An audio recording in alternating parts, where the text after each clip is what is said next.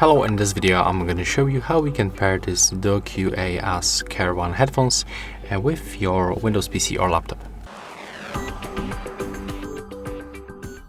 So all we have to do is just to power on these headphones.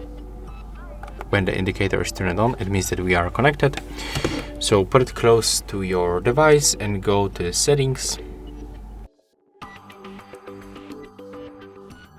Go to the Bluetooth and devices. Click to add device. Turn on the Bluetooth. And now just wait until your headphones pops on the list.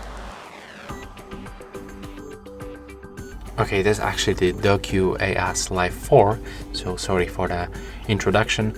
That's a different model, but you know how to do this actually. And yeah, that's all for this video. Hope you like it.